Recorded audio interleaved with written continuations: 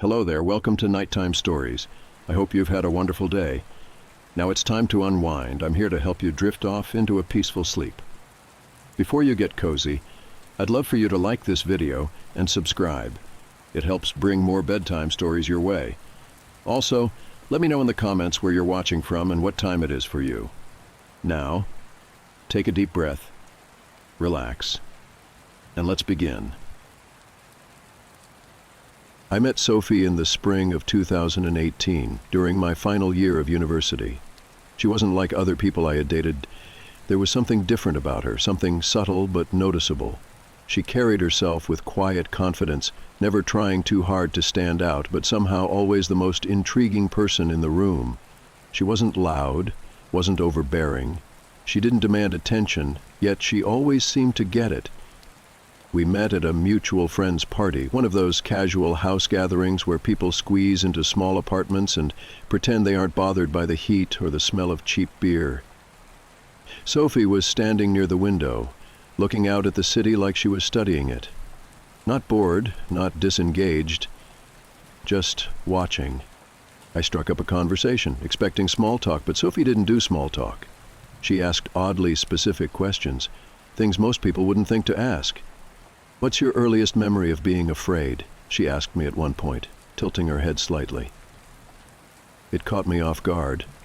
I laughed, thinking she was joking, but her eyes told me she wasn't. I hesitated before answering. "Probably when I was 5, I admitted. I woke up and thought I saw a man standing at the foot of my bed. Just a shadow, really, but I swear it was there." Sophie nodded thoughtfully. "Did you close your eyes, or did you keep looking?" It was such a strange question, so specific, but something about the way she asked it made my stomach clench. "I kept looking," I said. "I had this feeling that if I closed my eyes, he would get closer." She smiled then, a slow, knowing smile. That was smart. That should have been my first clue that Sophie was different. We started dating a few weeks later. It wasn't one of those whirlwind romances. There was no rush, no dramatics. It was easy in a way I didn't expect. We just fit together, as if we had always known each other. She had this way of making things feel calm, even when they weren't. But there was something she did that bothered me. At first, it was just a small quirk, something I didn't think much about. Sophie never slept with the bedroom door closed. It wasn't a big deal. Some people liked airflow, others didn't like the feeling of being boxed in. I didn't question it. But it wasn't just that she preferred it open, she needed it open. I realized this the first time I stayed over at her apartment. It was a simple place, nothing remarkable, small, cozy, a little old-fashioned. That night as I was getting into bed, I instinctively pushed the bedroom door shut. "Leave it open," Sophie said immediately. I glanced back at her. She wasn't looking at me, just at the door. Her voice had been calm but firm. "Wine?" I asked. "I just like it that way," she said. Too quickly. I shrugged it off, left the door slightly ajar, and didn't think about it again. At first. Weeks passed, and I started to notice patterns. Sophie never talked about it, never explained, but there were things she did that didn't feel normal. She always triple-checked the locks at night, not just the front door, all of them. The windows, the deadbolt, the chain. She would check, then check again, pausing for a second before finally stepping back. She always slept facing the door, no matter how we shifted during the night. Even when she moved in her sleep, she would always reposition herself, like she needed to see something before it saw her. And sometimes I would wake up in the middle of the night and find her lying completely still, eyes open, watching the hallway. One night, I whispered her name. She didn't respond right away. Then, without looking at me, she murmured, "Go back to sleep." There was something about her voice, something carefully neutral, like she was trying not to let something slip. That was the first night I started listening, and that was when I heard it. At first it was just a feeling, an instinctive sense that something wasn't quite right. The air felt heavier, the silence too thick. But then, as I lay there, I swore I could hear it. Movement. It wasn't loud, not obvious, just a faint, deliberate shifting beyond the doorway, a slow creak of the floorboards, the softest rustling, like fabric brushing against the wall. I tried to tell myself it was nothing, just the old building settling, but every part of me knew better. And then Sophie exhaled, a deep, steady breath, like she had been holding it. That was when I knew. She heard it too. The next morning I asked her about it. I tried to sound casual, like I was joking. Do you ever feel like, I don't know, like someone's outside the bedroom at night? Sophie didn't laugh. She didn't even look at me. You don't have to worry about it, she said. It never comes in. Her words sent a sharp, sick feeling through my chest. What never comes in? I asked, trying to keep my voice light. Sophie hesitated, then she shook her head. Just don't close the door. She didn't say anything else after that. That night I couldn't sleep. I lay there, staring at the ceiling, listening to every sound in the apartment. The usual noises were there, the occasional hum of the fridge, the distant sound of a car passing outside. And then, just after 3 a.m., I heard it. A soft shuffle, a single step, then nothing. I didn't move. I barely breathed. I don't know how long I lay there, waiting, heart pounding against my ribs. But after what felt like forever, I heard it again. A slow, deliberate creak. Like someone shifting their weight? Standing just beyond the door. I turned my head slightly, just enough to see Sophie in the dim light. She was awake, staring at the doorway. Her hand slid across the sheets and gripped mine. She didn't say anything. She didn't need to. We weren't alone. I didn't sleep that night. Neither did Sophie. We just lay there, motionless, listening. Neither of us spoke, but her grip on my hand remained firm, almost too tight, like she was trying to keep me from moving. The noises eventually stopped, or at least I think they did. Maybe whoever or whatever was out there had left. Or maybe it was just standing there, waiting. The air in the room felt thick, heavy in a way I couldn't explain. At some point, the exhaustion won out and I must have drifted off because the next thing I knew, it was morning. The sun was shining through the curtains, the apartment looked normal, and Sophie was already up, standing by the bedroom door. It was wide open. She had never left it that open before. I pushed myself up, rubbing the sleep from my eyes. Did you open that? My voice came out rough, groggy. Sophie didn't turn around. She was just staring into the hallway, her arms crossed tightly over her chest. I think it got closer last night, she murmured. A cold sensation crawled down my spine. I threw the blankets off and joined her by the door, peering out into the empty hallway. Sophie, what the hell is going on? I demanded. She finally looked at me, really looked at me, and for the first time since I had met her, she looked scared. I told you, she said quietly. It never comes in, but I think it's trying to... I felt my stomach turn. What never comes in? I asked again, this time sharper, more demanding. Sophie hesitated. Then she said something I wasn't ready for. I don't know what it is. Her voice was calm, but the way her hands trembled slightly told me she was holding something back. Sophie, please, I pressed. Tell me the truth. She inhaled deeply, finally tearing her eyes away from the hallway. It started when I was a kid, she admitted. I don't know how, I don't know why, but every night I heard something outside my bedroom door, and every night I left the door open. Just a little. Why? I asked. She swallowed. Because when I closed it, it knocked. The room felt smaller all of a sudden, like the walls were pressing in. You're saying this has been happening your whole life? I asked, my mind struggling to process what I was hearing. She nodded. Every place I've ever lived, every apartment, every house, it's always there. A long silence stretched between us. I should have laughed, called her crazy, dismissed it, but I didn't. Because I had heard it too. I knew she wasn't lying. So you just live with it, I finally said. Ration, I don't have a choice, she whispered. It's never hurt me. It never tries to come inside. But when I close the door, it gets closer. A heavy weight settled in my chest. So what happens if you lock the door? I asked, dreading the answer. Sophie didn't speak for a long time. Then she turned and walked into the bathroom. I don't want to talk about that. That night, I made a decision. I was going to lock the door. I didn't tell Sophie, she would have stopped me. But I had to know. I had to see for myself what would happen. When she fell asleep, I got up, walked to the door, and pushed it shut until I heard the click of the latch. Then, just for good measure, I locked it. I climbed back into bed, my body tense with anticipation. At first, nothing happened. The apartment was silent, just the usual distant hum of the city outside. I waited, my ears straining for the slightest sound. Then, at exactly 3:12 a.m., I heard it. A soft, deliberate tap against the door.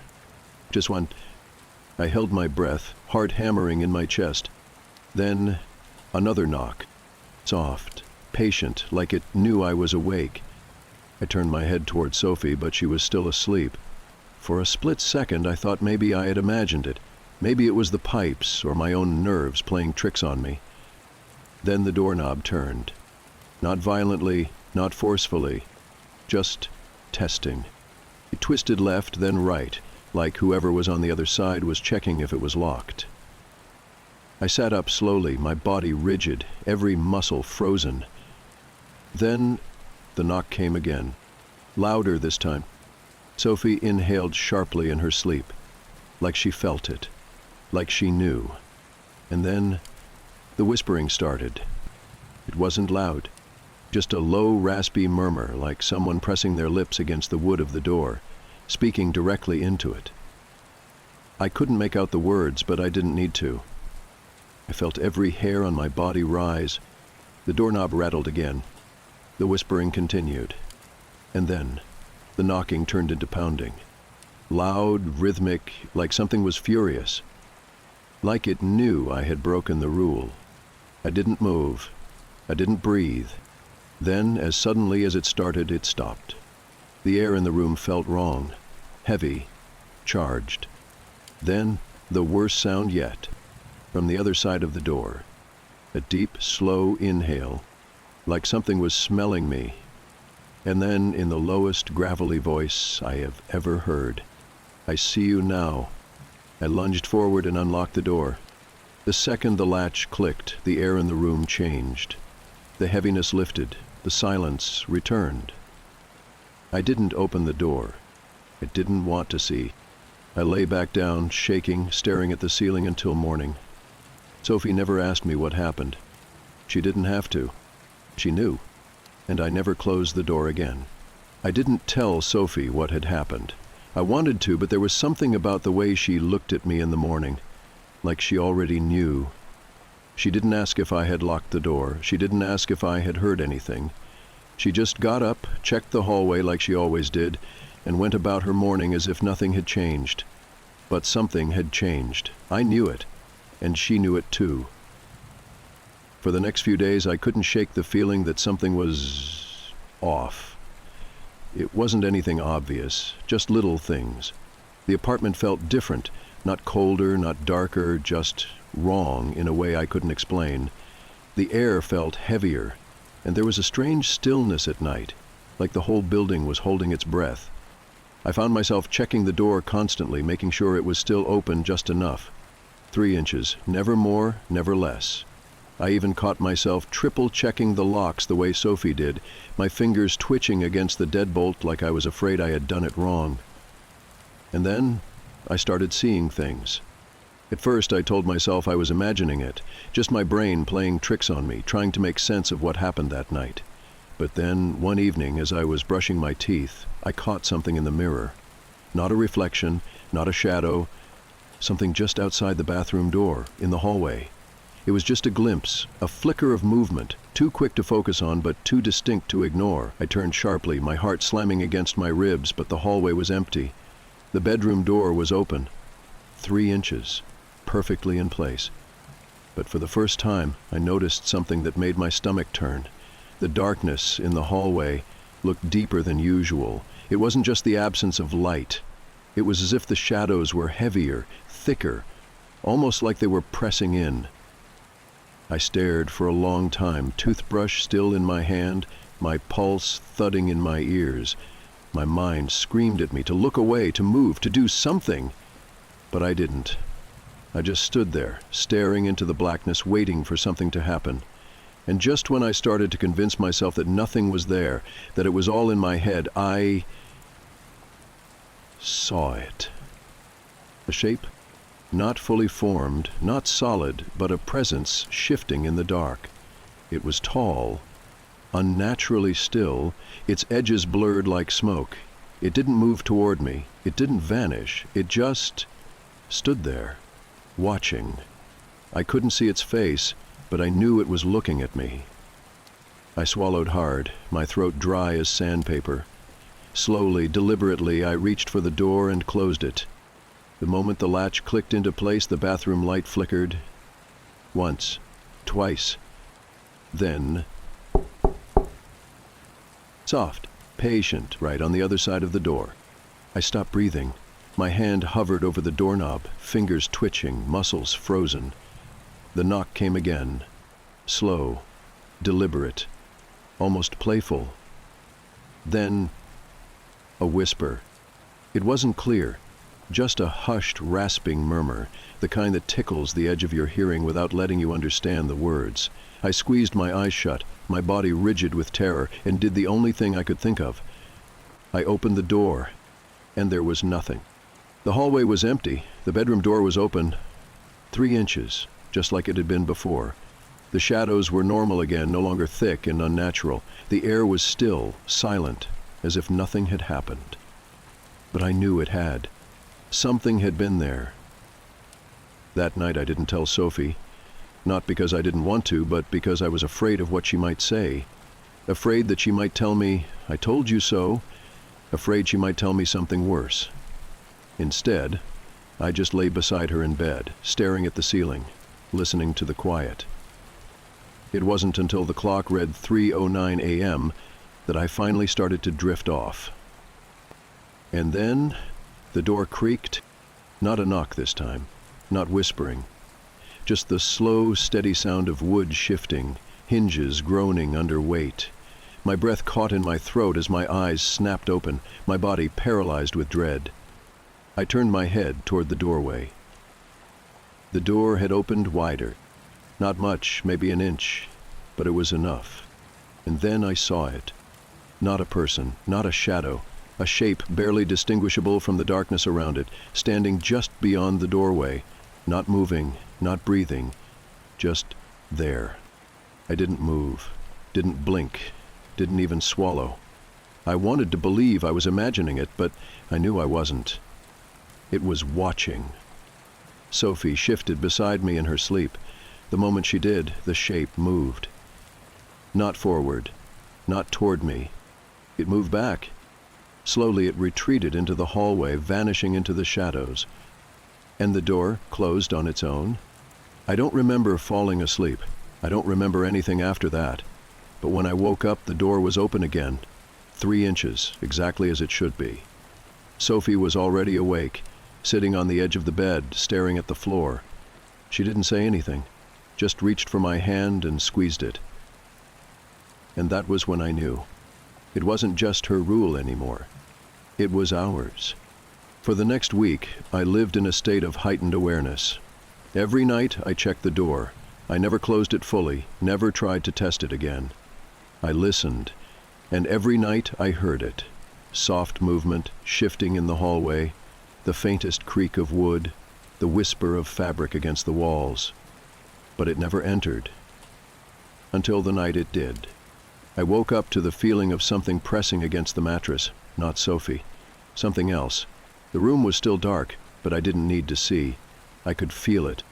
A weight, low to the ground, pressing against the side of the bed. I turned my head, dread crawling through my veins.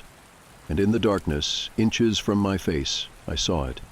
A him, pale, stretched, fingers impossibly long, resting just at the edge of the blanket. Waiting. Sophie inhaled sharply beside me. She saw it too. Neither of us moved. Neither of us spoke. Then, in the stillness, the fingers curled. I lunged for the lamp. The second the light filled the room, it was gone. Nothing.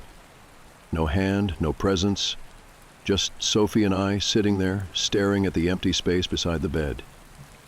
She reached for me, gripping my wrist so tightly it hurt. "We need to leave," she whispered. Her voice was flat, empty, terrified. Now, I didn't argue. We didn't pack. We didn't plan. We just left.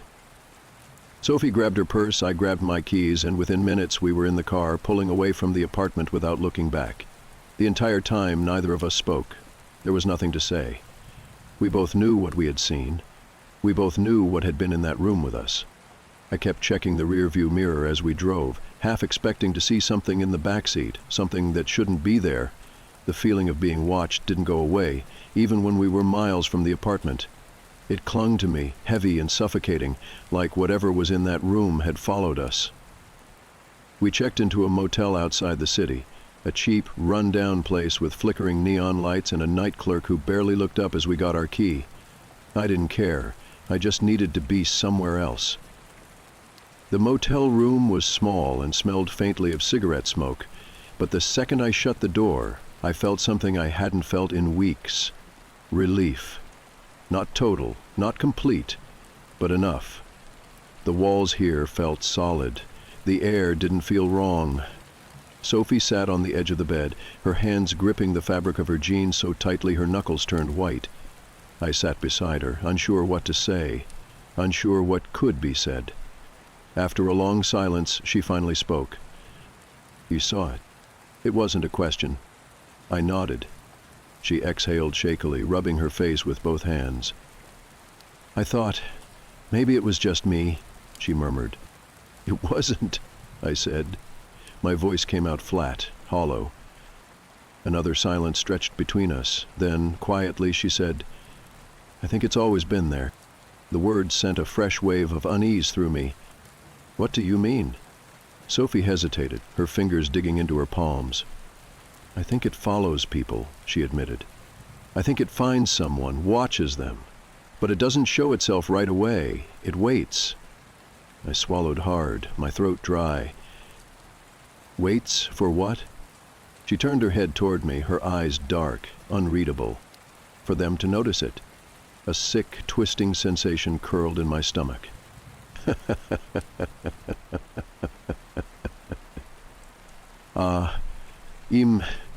Impuster. It won't stop," she finished. I wanted to argue. I wanted to tell her that wasn't possible, that things like this don't happen, but I knew it would be a lie. I had seen it. I had felt it. And now, it knew I had seen it too. I leaned forward, pressing my hands against my face, my mind racing. "Then what do we do?" Sophie was quiet for a long time. Then she whispered, "We don't let it in." The words sent a chill through my entire body. "That's why you leave the door open," I murmured. She nodded. "Because once you close it, it knows you're afraid." I let the words settle, the weight of them pressing down on me like something tangible. We didn't go back to the apartment. Sophie called her landlord and broke the lease over the phone. We left everything behind, clothes, furniture, belongings. None of it mattered. We just left. We moved into a new place, a different city, somewhere with new walls, new doors, new locks. And for a while, things were quiet. But I never stopped listening. Every night I checked the bedroom door, never closed it all the way, never locked it. I always made sure to leave it just a little open. 3 inches.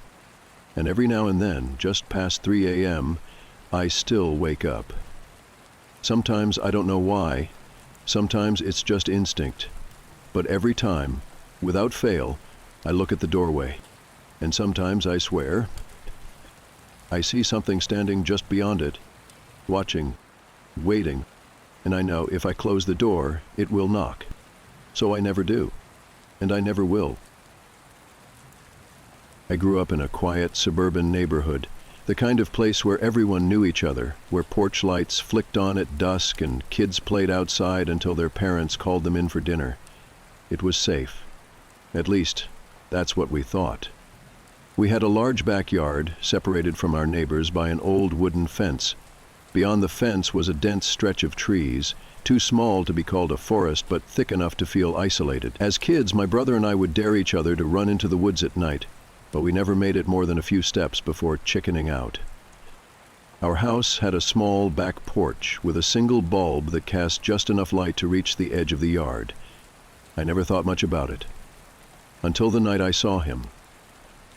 It was early autumn, I remember, because the leaves had just begun to turn and the air carried that crisp, earthy smell. I was 14 at the time, up late doing homework. My bedroom window overlooked the backyard, and out of habit, I glanced outside. That's when I saw movement near the fence.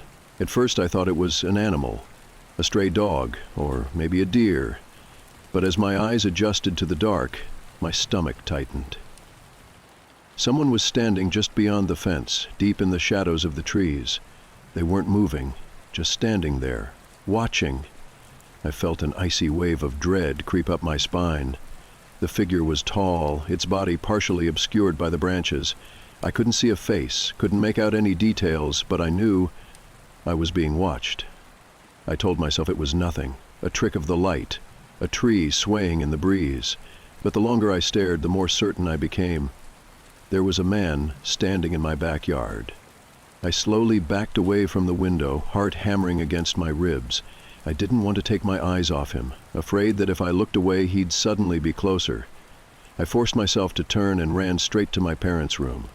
My dad grumbled as I shook him awake, but the moment I told him someone was in the yard, he was out of bed in an instant. He grabbed a baseball bat he kept by the door and stormed onto the back porch, flicking on the light. The yard was empty. No footprints in the grass. No broken branches. Nothing.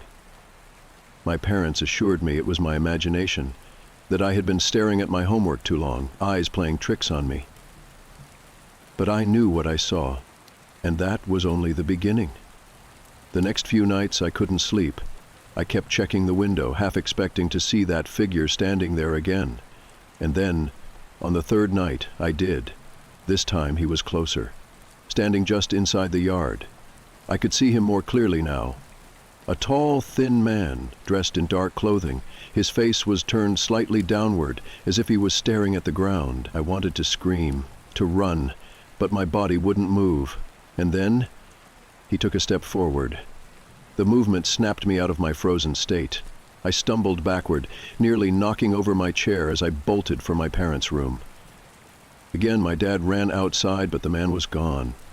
At this point, my parents were worried, but still skeptical. Maybe it was a neighbor passing through, maybe some teenager messing around. Then, a few nights later, something happened that made them believe me.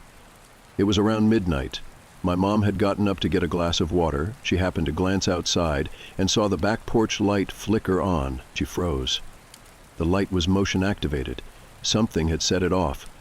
She nudged my dad awake and he crept toward the window. That's when they saw him. The man was standing at the base of the porch steps, not at the fence, not by the trees, right up against the house. My mom gasped. The sound must have carried because the man snapped his head upward, looking directly at the window.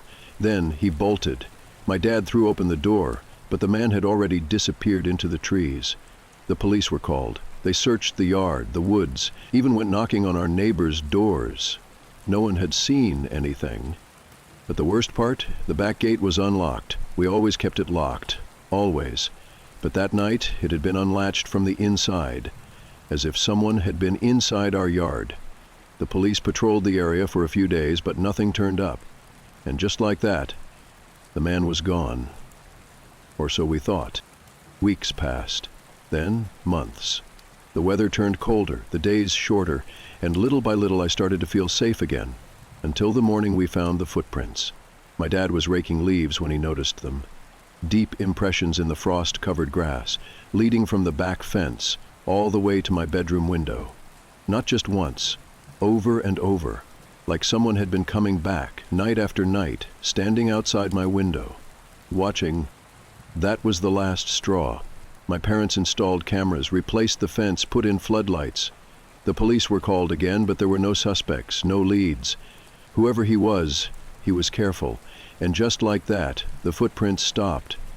We never saw the man again. Years passed. We moved away. My parents never liked talking about what happened, brushing it off as a drifter passing through. But I knew better. Because sometimes, when I wake up in the middle of the night, I still feel it. That heavy, sinking dread, that unnerving certainty that someone is watching. And the worst part?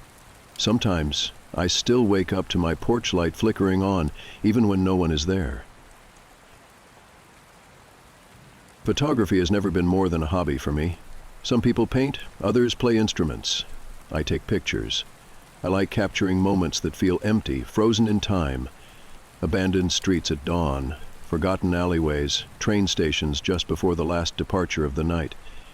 There's something about the stillness that's always pulled me in, like I'm documenting places the world has left behind.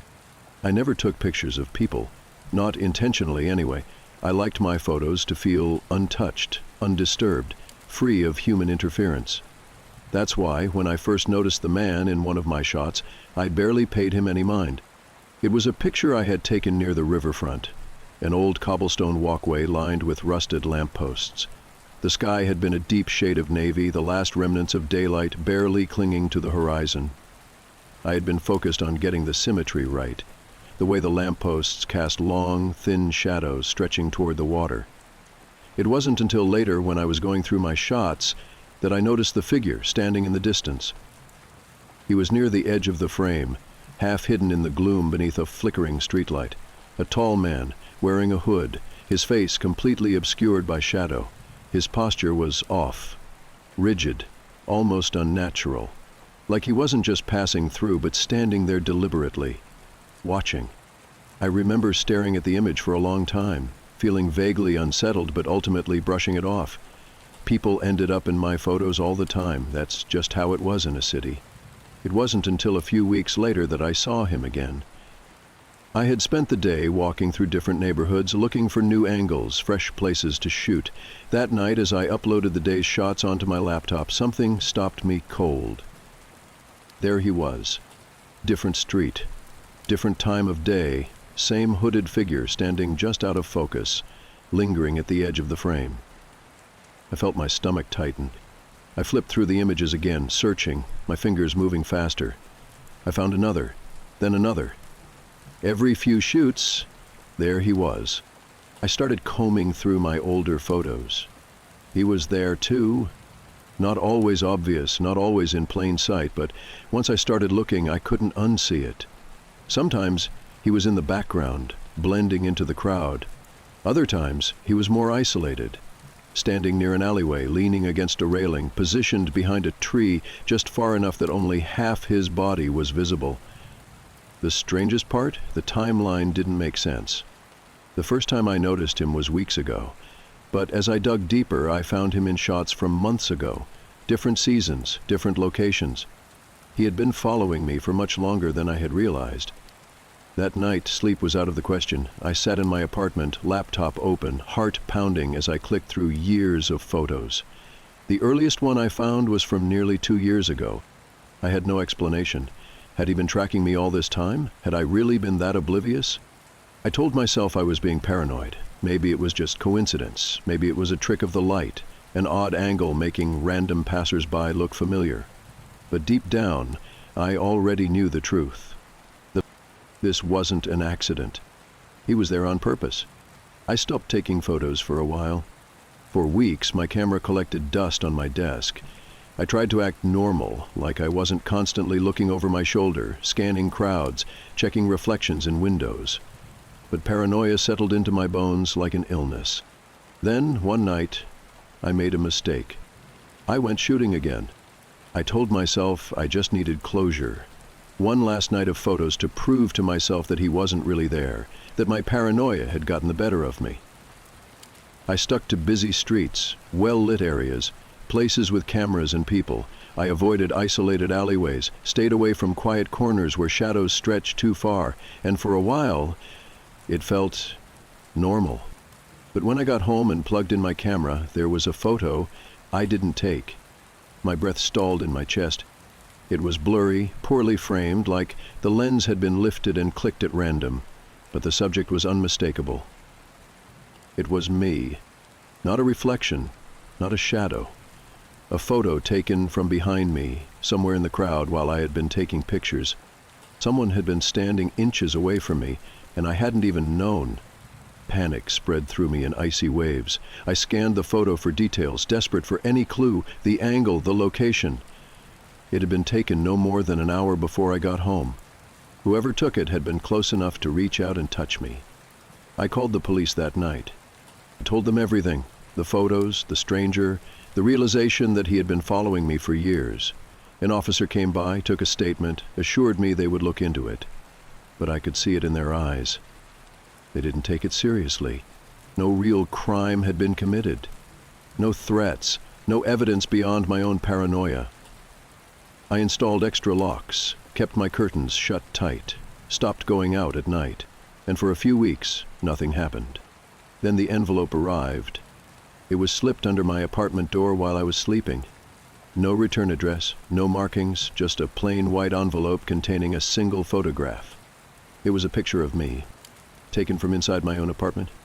I ran straight to the police station, envelope clutched in my shaking hands. This time they listened. Officers arrived at my apartment within minutes. They checked the locks, dusted for prints, reviewed security footage. And this time they found something. The cameras in my building had caught him. A man in a dark hoodie, waiting outside the entrance at 2:46 a.m. He never entered through the front. No sign of forced entry, no broken locks, but in one frame he could be seen slipping into the stairwell behind a tenant, walking straight toward my floor. They arrested him a week later.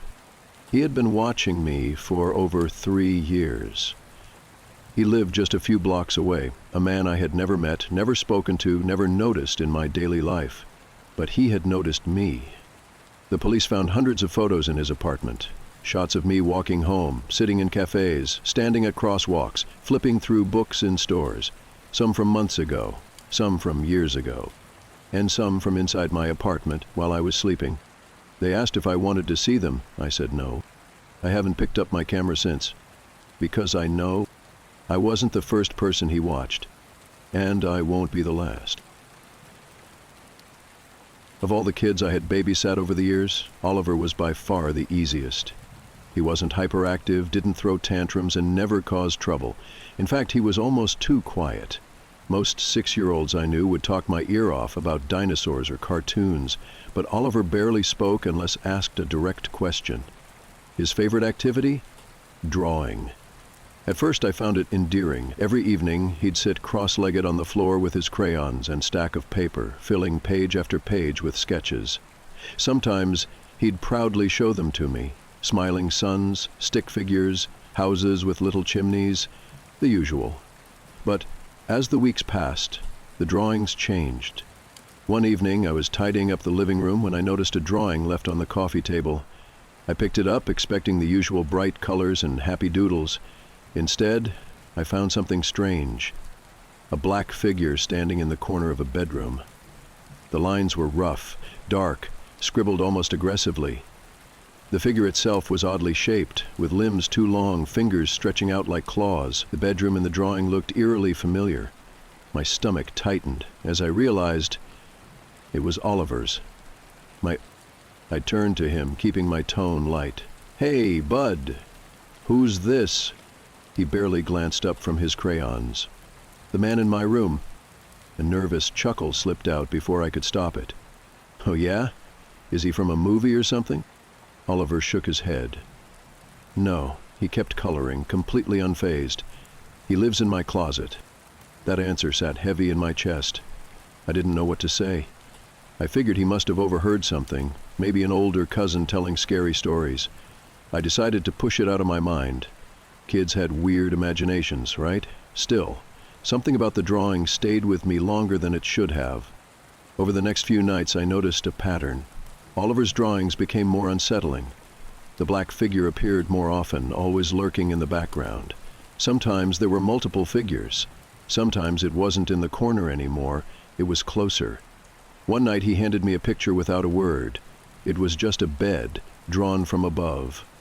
In the middle of the bed was a tiny stick figure, Oliver, and standing right next to it, one hand reaching out, was that same dark figure. I tried to reason with myself. Maybe he was just messing with me. Maybe he'd seen something online. I decided I'd talk to his parents about it when they got home. That night, as I tucked him into bed, I casually asked, "Do you ever have bad dreams?" "Yes." He blinked up at me. "Not really." I hesitated. "And the man? The one in your closet?" For the first time, Oliver looked a little confused, like I had misunderstood something. "He's not in there right now." I frowned. "What do you mean?" He yawned, turning onto his side. "He only stands there when I'm asleep." I didn't sleep well that night. A few hours later, as I sat on the couch scrolling through my phone, I heard a sound upstairs. A soft creak. I froze, listening. The house was old. Noises were normal, probably just the floor settling. Still, something about it made my skin prickle. I stood up, moving quietly toward the staircase. I was about to brush it off completely when I heard another sound, a faint thud. It came from Oliver's room. I held my breath, listening hard. After a long moment, I exhaled, shaking my head at myself. It was probably Oliver shifting in bed, but as I turned to go back downstairs, something made me glance toward the front door. The small entryway rug was askew, bunched up like someone had stepped on it. I stared at it, my heart beginning to beat just a little faster. The door was still locked. The windows were shut.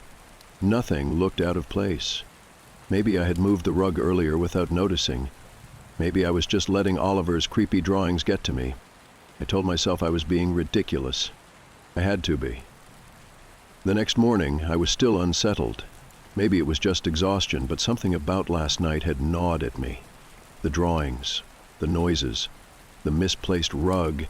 It all seemed small on its own, but together, it made me feel like I was missing something.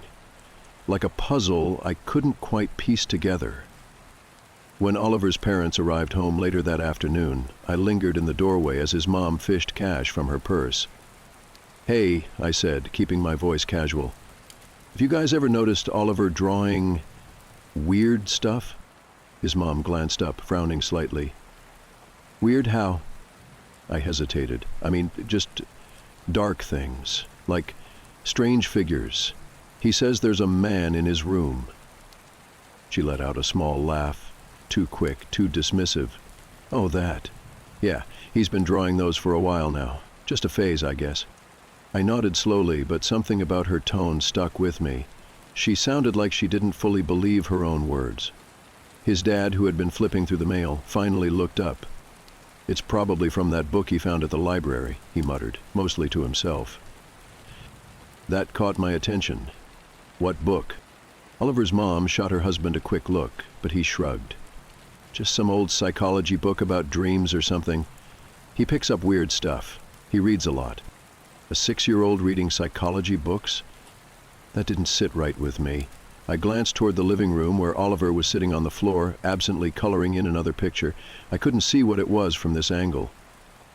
His mom must have noticed my lingering concern, because she smiled, patting my arm lightly. "Really, he's fine. Kids get fixated on things. He'll move on to something else soon." I wanted to believe that, I really did. But something told me this was not just a phase. That night I lay in bed thinking about Oliver, about the drawings, about the way he'd looked at me when I asked him about the man in his room. Not scared, not confused, just blank, like he already knew something I didn't. Over the next week, I tried to brush it off. I told myself I was overanalyzing things, that I was letting a kid's imagination get to me. But when I came back to babysit, the uneasy feeling returned almost immediately. Oliver's parents had left in a hurry, running late for dinner plans, so I had barely spoken to them before they rushed out the door. When I walked into the living room, Oliver was already at the table, coloring. I sat down across from him. "Were you drawing tonight?" He didn't answer at first, just kept coloring. I leaned in slightly and my stomach tensed. It was another bedroom sketch. His bedroom. But this time the figure wasn't in the corner. It was standing right next to the bed. I swallowed. "Hey, Oliver, I was thinking, maybe next time I come over we can watch a movie instead of drawing." He didn't look up. I like drawing. Yeah, but maybe something fun, dinosaurs or animals. I can't draw other things, he interrupted, still focused on his paper. His crayon scraped hard across the surface, filling in the shadowed figure with aggressive strokes. His voice was quieter when he spoke again. He gets mad when I don't draw him. A chill ran down my spine. I struggled for a response, but before I could say anything, I heard it. A thud upstairs. Not the soft creaks of the house settling, not the distant hum of pipes, a distinct, deliberate sound, like something had moved. I turned my head toward the staircase, my breath catching in my throat. The windows were open. I had cracked them earlier to let in the cool evening air.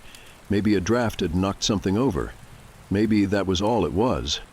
Still, I couldn't shake the feeling of being watched. I looked back at Oliver. He had stopped coloring. His small hand clutched the crayon so tightly his knuckles had gone white. His eyes were locked on something behind me. I swallowed, forcing myself to turn. Nothing, just the dimly lit hallway leading to the stairs. I let out a slow breath, shaking my head. Probably just the wind, I muttered, more for myself than for him. Oliver didn't respond. I decided not to ask any more questions. For the rest of the night, I kept the TV on, letting the sound fill the silence. Every now and then, I glanced toward the stairs, expecting, dreading, another noise. But the house stayed quiet. Too quiet. I never babysat for them again. I made excuses whenever Oliver's parents asked, claiming I was too busy, that school was getting harder, that I had taken another job. But deep down, I knew the real reason. I was scared. That night haunted me for years. The drawings, the footprints, the way Oliver had stared at something I couldn't see. I started avoiding their street altogether. Every time I walked past their house, I felt this strange, uneasy sensation crawling under my skin, like something was still watching me from one of the windows. I tried to push it all out of my mind. I told myself maybe I had been overthinking everything. Maybe kids just had weird imaginations. Maybe I had let my fear get the best of me. But then 2 years later, I found out the truth. I was scrolling through social media late one night when I saw a post from an old classmate. It was one of those vague, dramatic messages people write when something serious happens. I can't believe it. I feel so bad for Oliver's family. Hope he gets the help he needs. My stomach dropped. I hadn't thought about Oliver in years. Hesitating, I typed his name into Google. A few results came up. Nothing major, just an old-school fundraiser, a random soccer team photo. But then I saw a local news article. My chest tightened as I clicked. It was about Oliver. He had been admitted to a psychiatric facility a few weeks prior. His parents had brought him in after months of disturbing behavior, talking to people who weren't there, becoming obsessed with the idea that something was watching him, drawing violent, unsettling images. The article didn't go into too much detail, but I didn't need it to. I already knew. Oliver had been sick all along. The things he drew, the things he said that night, they weren't about something supernatural. They were the early signs of a serious mental illness, and I had been there, witnessing it unfold, without even realizing. A cold, sinking feeling settled in my stomach as I remembered his face, his wide, unfocused eyes, the way he had whispered, "He was here." I had been terrified that night, but he had been living with that fear every day. I exhaled, shutting my laptop. It wasn't a ghost. It wasn't something lurking in the shadows. It was Oliver's own mind, turning against him. I still think about him sometimes. I wonder if he's getting better, if he even remembers that night the way I do. I wonder if he ever really saw something standing in the dark, or if it had always just been inside his head. I used to work the late shift at Domino's, delivering pizzas until 2, sometimes 3 in the morning. It wasn't glamorous, but it paid the bills, and most nights were uneventful. Drunk college kids, night shift workers, the occasional stoner who forgot they even ordered. It was all pretty routine. Then there was that night. It started like any other, the usual slow trickle of late-night orders, nothing out of the ordinary. Around 1:45 a.m., just as I was thinking about cleaning up and heading home, a last-minute order came in. 1 large pepperoni, paid in cash. The address wasn't far, somewhere on the outskirts of town, near a wooded area where houses were more spread out. I groaned, not thrilled about the idea of driving down an empty road that late, but a tip is a tip. I grabbed the box, hopped in my car, and punched the address into Google Maps. The route took me further away from civilization than I expected. Streetlights became sparse, and the houses were spaced farther apart, swallowed by darkness. I turned onto a narrow, cracked road lined with twisted, overgrown trees, their branches casting jagged shadows under my headlights. The GPS led me to a small, isolated house at the very end of the road. No lights were on. I pulled into the driveway, the tires crunching against loose gravel. The house looked abandoned, paint peeling off the siding, a broken porch railing, weeds growing in tangled patches around the steps. I checked the ticket again. Yep, this was the address. I hesitated. Most people waiting for a pizza leave some kind of light on. A porch light, a living room lamp. Something. But this place was pitch black. I grabbed the pizza, stepped out of the car, and made my way up the creaking steps. I knocked twice, the sound too loud in the silence. No answer. I knocked again. Still nothing. I sighed, already picturing some wasted guy passed out on the couch, forgetting he ordered. I reached for my phone to call the number on the receipt when I noticed something. The front door was slightly open. Not a lot, just a crack, barely enough to see into the house. But it had been closed when I got here, I was sure of it. I swallowed, my mouth suddenly dry. I should have left. I should have just turned around, gone back to my car, and driven away.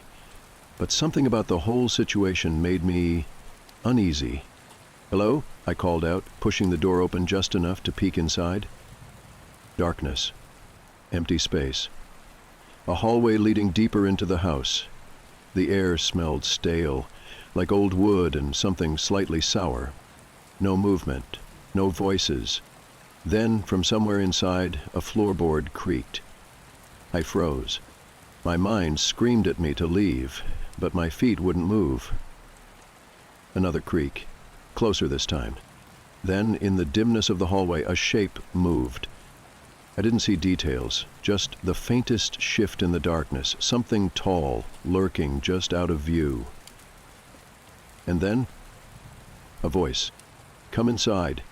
Soft, hoarse, Ron. I dropped the pizza. My body finally obeyed, and I turned, bolting down the steps so fast I nearly tripped. My heart hammered as I threw myself into the driver's seat, fumbling to start the car. The headlights flicked on, illuminating the porch. The door was wide open now. I could see further inside, see more of the hallway, more of the darkness. And standing just beyond the threshold was a man, or at least something shaped like a man. He was too tall, his limbs too long, his head tilted at an unnatural angle. He stood there, completely still, just watching me. My hands shook as I threw the car into reverse, tires spinning on the gravel. As I backed away, the figure stepped forward. One slow, deliberate movement, like he was testing the air. I slammed the gas, peeling away down the road, my breath coming in ragged gasps. I didn't look back. I drove straight to the Domino's parking lot, still shaking as I stumbled inside. My manager took one look at me and asked what was wrong. I told him everything. The empty house, the open door, the voice. He frowned, grabbing the store phone to call the number on the receipt. Disconnected. Then he checked the address. It didn't exist. The road, the house, nothing was there. The order had never been placed. There was no record of it in the system. I quit that night. I don't deliver anymore. But sometimes, when I'm out late, driving past dark, empty houses, I swear I see a door just slightly open, and a figure standing just beyond it, waiting. I didn't sleep that night. I lay in bed staring at the ceiling, every shadow in my room feeling too deep, too dark. My brain replayed the night over and over. The empty house, the door that had been closed, then cracked, then wide open, the voice that didn't sound quite right, and the figure, too tall, too still, watching me. But what bothered me the most wasn't the house, the order, or even the way the address didn't exist. It was the way he moved. Or rather, the way he barely moved at all. The step forward had been slow, measured, like he was waiting for something, like he knew I was watching. I tried telling myself it was a prank, some elaborate trick. But the address wasn't real, the number was disconnected, and I knew, deep in my gut, that I hadn't been meant to leave. The next day I drove back to where the house had been. Or where I thought it had been. The cracked road was still there, lined with its twisting trees and jagged shadows. But at the end of the road, where the house had stood, there was nothing. No foundation, no debris, just an overgrown clearing, the weeds waist-high, swaying slightly in the wind, like no house had ever been there. I sat in my car, gripping the steering wheel, trying to make sense of it. Had I imagined it? Had I somehow gone to the wrong place? But I knew that wasn't true. I had parked in this exact spot. I had seen the porch, the peeling paint, the broken railing. I had seen him. A sudden awful thought slithered into my mind. What if he's still here? I didn't stick around to find out. I left, drove straight home, locked the doors. That should have been the end of it. It wasn't. 3 days later, I woke up to a knock at my door. It was 1:45 a.m., the exact time I had delivered that order. I sat up, heart pounding. My apartment was on the 3rd floor. No one came to my door this late. I grabbed my phone, my fingers shaking as I checked the peephole. Nothing. Just the dimly lit hallway, empty as ever. I stood there, listening, barely breathing. A full minute passed, then another. I exhaled shakily, backing away. I told myself it was nothing, just some drunk neighbor knocking on the wrong door. I turned to go back to bed. No, I froze. It was closer this time. Not at the door. At my bedroom window. I spun around, my stomach twisting violently. My apartment was 3 floors up. There was no balcony, no fire escape. There was no way anyone could be outside my window. But I heard it. And then the handle on my front door rattled. I grabbed the heaviest thing I could find, a lamp, and backed into the corner of the room, my breath coming in short, ragged gasps. The doorknob twisted slowly, testing. And then silence. No more knocking, no more rattling, just nothing. For hours I sat there, frozen in fear, waiting for it to come back. I didn't sleep, I didn't move. And when the sun finally rose, spilling weak morning light into my apartment, I finally worked up the courage to check the door. It was still locked, bolted, but something was waiting for me. A single piece of paper had been slipped under the door. I picked it up with numb fingers, unfolding it slowly. There were only 5 words, written in thin, careful letters. I found you this time. I threw up. I called the police, barely able to get the words out. They arrived within minutes, checking the building, searching for any sign of an intruder. They didn't find anything. The security cameras showed no one entering or leaving my floor. There was no one in the hall, no one outside my window. They treated me like I was imagining things. I wasn't. That night, I didn't sleep. I couldn't. I sat up in bed, lights on, every sound making my pulse spike. I checked the door every hour. I checked the windows. Nothing. For 3 nights, nothing happened. No knocks, no notes, no rattling doorknob. And then, the 4th night, I woke up to the sound of my phone buzzing. A text message. From an unknown number. I hesitated, then opened it. A photo. A picture of me, asleep in my bed. Taken from inside my apartment. I ran. I didn't grab anything. I just grabbed my keys, threw open the door, and bolted down the hallway. I drove straight to my friend's place across town and stayed there for a week. When I finally went back to my apartment, it felt wrong. The air was thick, suffocating, like something was still lurking there, waiting for me to come back. But nothing happened. No more texts, no more knocks, nothing. Until last night. I had almost convinced myself it was over, that maybe somehow I had gotten away. Then, just as I was getting into bed, my phone buzzed again. Another text from an unknown number. I stared at the screen, my breath catching in my throat. It was an address. I copied it into Google Maps, heart pounding. It was a police station. My stomach twisted. What the hell was this? Then another text came through. Check the news. I hesitated, then opened my laptop, my hands shaking as I typed. The first headline stopped my heart.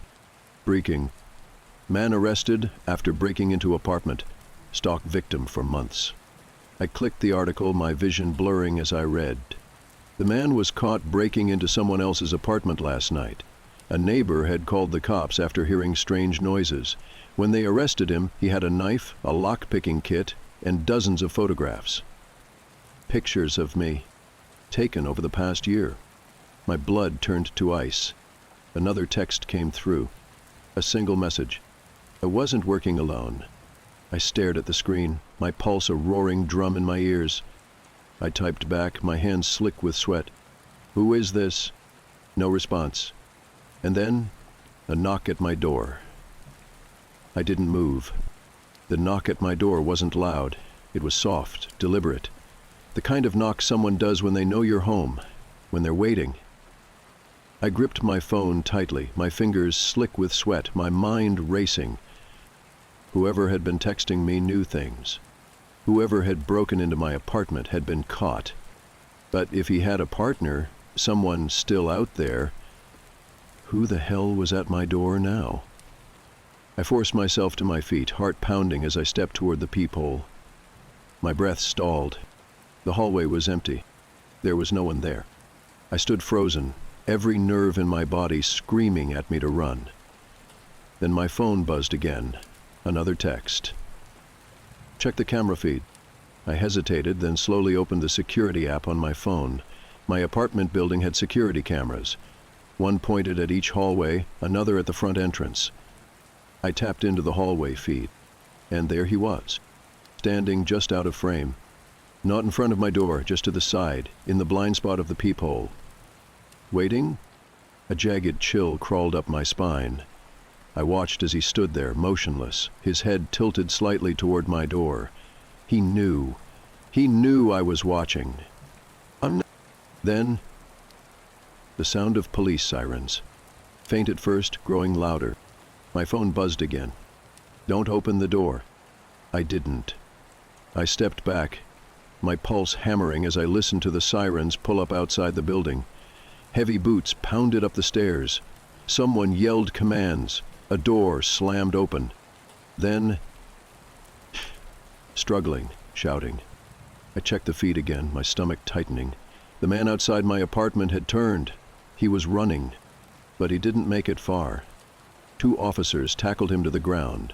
More shouts, someone yelling, "We got him!" And then, just like that, it was over. I sank to the floor, my body shaking with adrenaline. The next hour was a blur. Cops at my door, questions, reports. They showed me his mugshot. A man in his 40s, hollow eyes, a sick, twisted grin. He had been watching me for months, maybe longer. But that wasn't the worst part. I asked about the first guy, the one they caught breaking into the other apartment. One of the officers shook his head. "We found his body this morning." My blood ran cold. "What?" I whispered. "Dead. Stabbed over a dozen times. Whoever did it, they wanted him gone." I stared at him, my breath coming short. If the first guy was dead, then who the hell had been texting me? Who had warned me? I never found out. The texts stopped. The unknown number was disconnected. The police called it a coincidence. I call it something else. I moved out of state after that. New city, new job, new apartment. Somewhere with no windows facing the street, somewhere where no one knows me. But I still check my phone at night. I still glance at security cameras before opening my door. Because someone out there warned me. Someone out there was watching him too. And I can't help but wonder, what happens when they start watching me again? I wasn't the type to believe in ghost stories. Sure, I'd heard the rumors. The whispers about the Northwood dorms being haunted, about the missing student from 10 years ago, about the strange knocking sounds people claimed to hear late at night. But I figured every college had its share of urban legends. I had only been on campus for a month, settling into the routine of early classes, late-night study sessions, and cheap cafeteria food.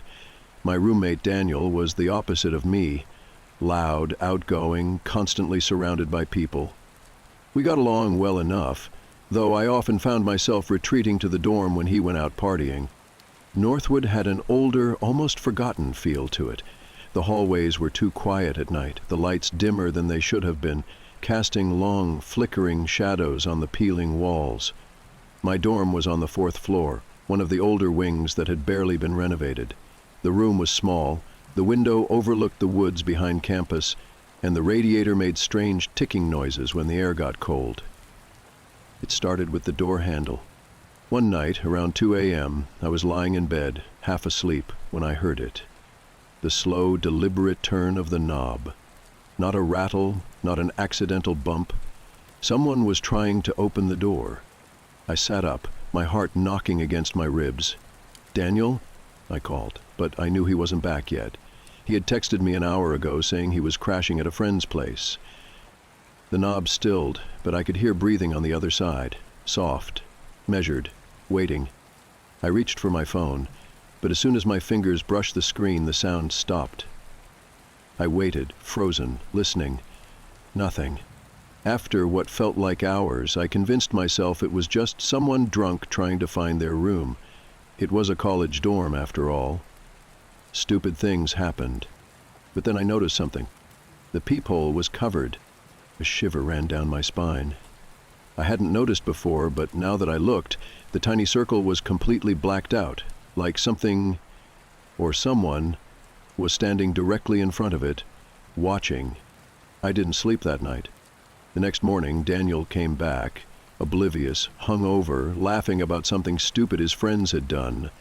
I wanted to tell him, but somehow, saying it out loud made it too real. I convinced myself I was overreacting. Then, a few nights later, it happened again.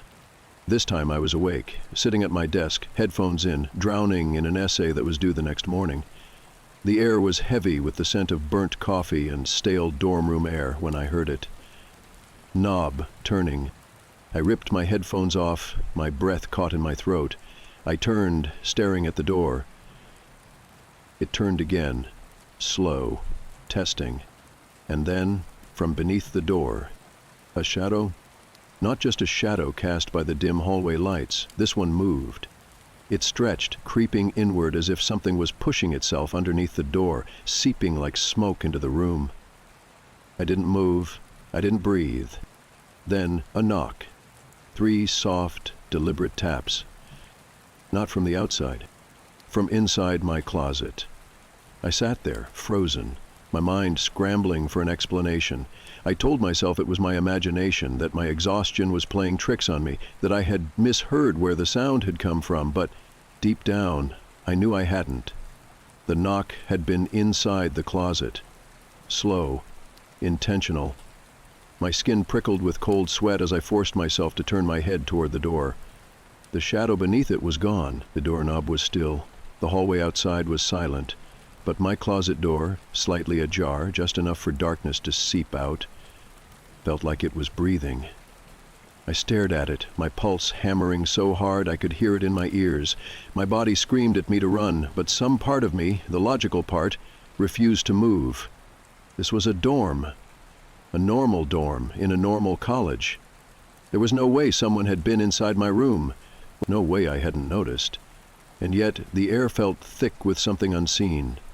Something watching. I stood up, slow and deliberate, my chair making the faintest scrape against the floor. I held my breath, straining to hear anything. Movement, breathing, the shift of weight in the dark. Nothing. Just the distant hum of the vending machine down the hall. My fingers clenched into fists. I wasn't going to let paranoia win. This was my room, my space. I wasn't about to start jumping at shadows. I forced myself forward, one step at a time, until I was standing right in front of the closet. My own reflection stared back at me from the cheap mirror attached to the door, wide-eyed, pale. I lifted a hand, hesitated, then grabbed the handle and yanked it open.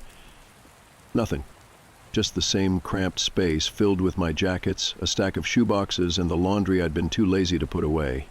My breath left me in a shaky exhale. Of course, there was nothing. There was never anything. I was exhausted, overworked, and psyching myself out over some stupid prank. I shut the closet, locked my dorm room for good measure, and forced myself to sleep. The next morning, I woke up groggy, my limbs heavy with exhaustion.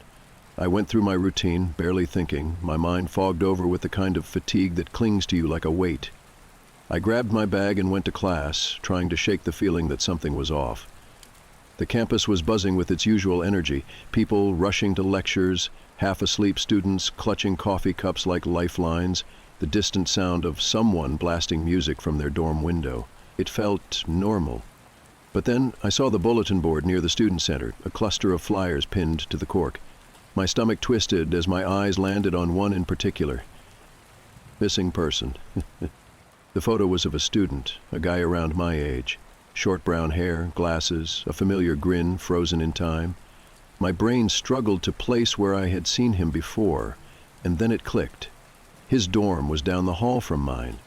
I didn't know him well, had only seen him in passing, but a cold chill ran through me as I read the details. Missing for 5 days. Last seen leaving the dorm late at night. No sign of forced entry in his room. No leads. A creeping unease settled into my stomach.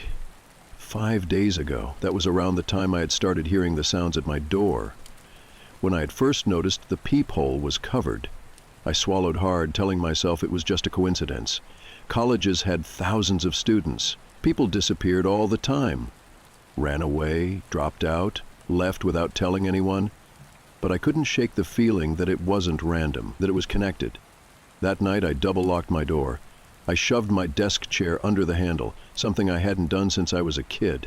It made me feel stupid, but I didn't care.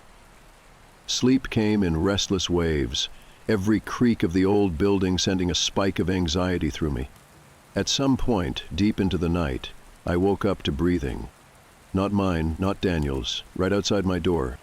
Slow, shallow, like someone standing just inches away, listening. I stayed completely still, my heart racing so violently I thought it might shake the bed frame. My phone was under my pillow and I barely dared to move as I reached for it, my fingers shaking as I turned on the screen. 12 a.m. A single notification glowed at the top. Motion detected at your door. I stared at it, my mouth dry. The security app linked to the dorm's hallway cameras had picked something up. My hands fumbled as I tapped it open, my breath caught in my throat. The screen flickered, the grainy camera footage loading. My dorm door was in frame, the dim hallway stretching out in both directions. For a moment, it showed nothing. Then movement. Someone was standing right in front of my door. Not knocking, not trying the handle, just standing there.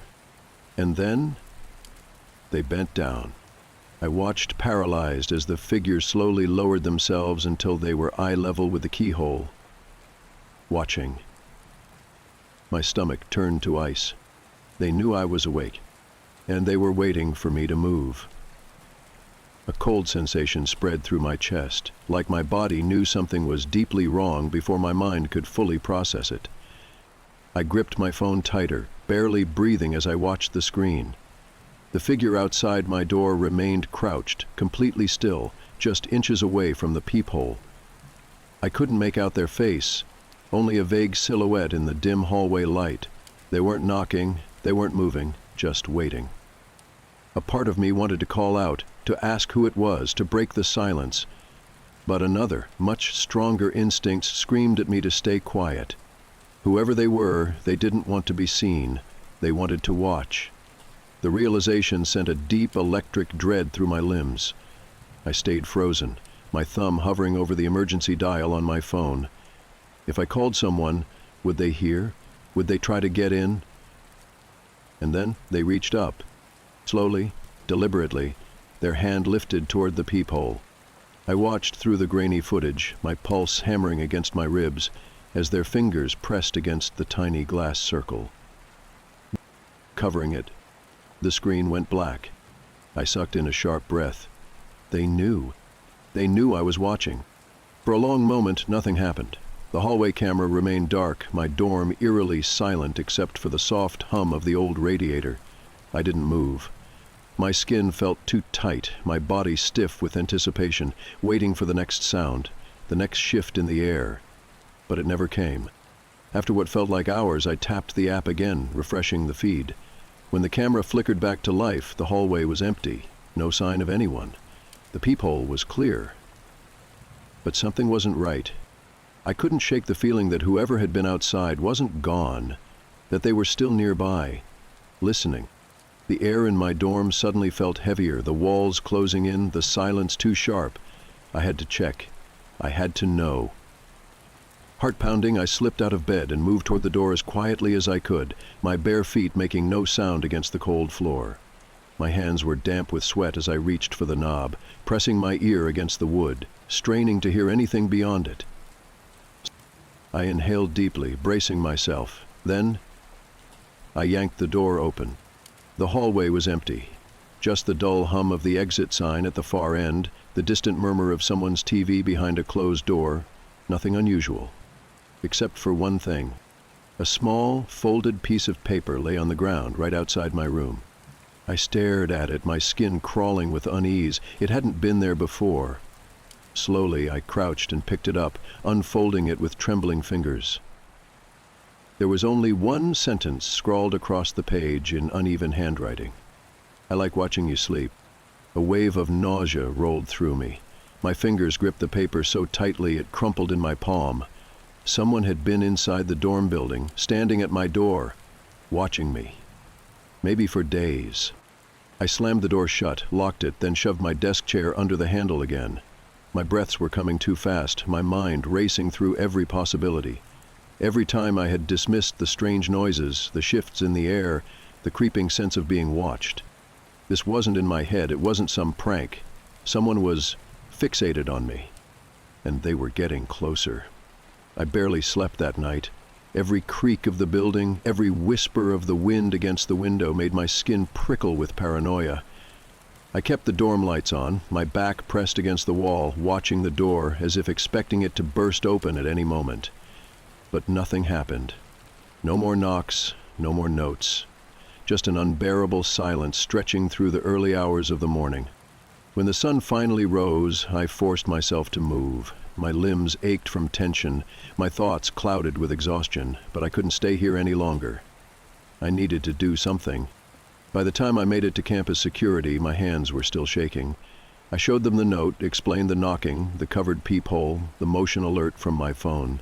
The officer behind the desk listened with a concerned expression, nodding as I spoke. But when I finished, his response made my stomach twist.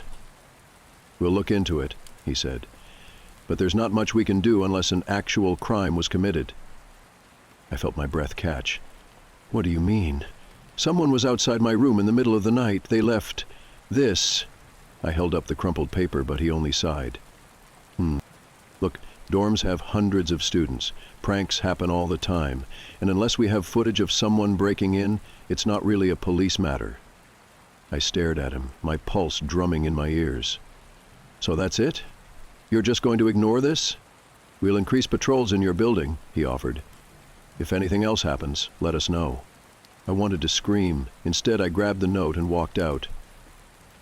For the rest of the day, I tried to go about things normally, but everything felt off. I couldn't focus in class. I kept scanning the lecture hall, searching for any familiar face from the footage. Was it someone I knew? Had they been watching me all along? When I returned to my dorm that evening, my hands were slick with sweat as I unlocked the door. I braced myself for something, another note, a new sign that they'd been back. But the room was exactly as I had left it. I should have felt relieved, but I didn't. I sat on the bed, my mind churning. The feeling of being watched hadn't left me. If anything, it was worse, stronger. And then, my phone buzzed. A new motion alert. I swallowed hard, my fingers hesitating before tapping the notification. The camera feed loaded, flickering slightly, and when it cleared, I stopped breathing. The hallway was empty, but the door to my dorm was slightly open. My entire body locked up. I had locked it. I was sure I had locked it. A single realization took hold, icy and paralyzing. They weren't outside anymore. They were already inside. I didn't move, didn't blink. My breath barely passed my lips as my gaze flicked toward the closet door. Just like before, it was slightly ajar. The air in the room felt suffocating, pressing down on me from all angles. Slowly, carefully, I reached for my phone and dialed 911, my hands barely able to keep steady. 901, what's your emergency? I opened my mouth to speak, but before a sound could leave my throat, the closet door creaked open. The line went dead. The next thing I remember is running, sprinting down the hall, pushing past anyone in my way, my only thought getting out. I didn't stop until I was outside, gasping for air under the cold glow of the streetlights. The police arrived within minutes. They searched my dorm, questioned my neighbors, even checked security footage. But in the end, they found nothing. No sign of forced entry, no figure on the cameras, no fingerprints but my own.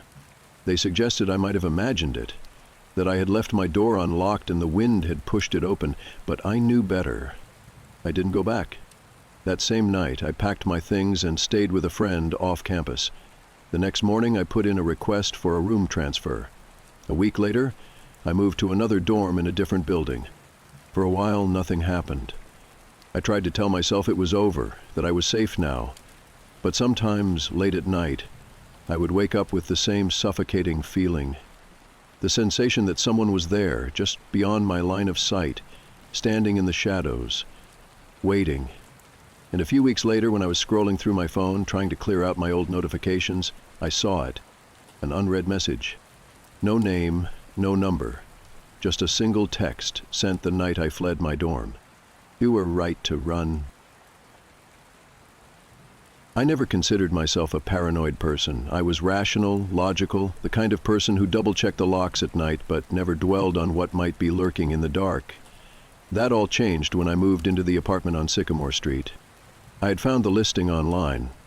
A one-bedroom, third-floor unit in an old, pre-war building that had just the right amount of charm and history. It wasn't cheap, but it was in my budget, and after years of roommates and shared spaces, I was eager for solitude. The landlord, an older man with tired eyes and a cigarette-stained voice, handed me the keys without much conversation. Quiet building, he muttered. Good neighbors, just keep to yourself. I should have known then.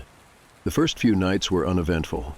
The apartment was small but cozy, with high ceilings and creaky wooden floors that groaned under my steps.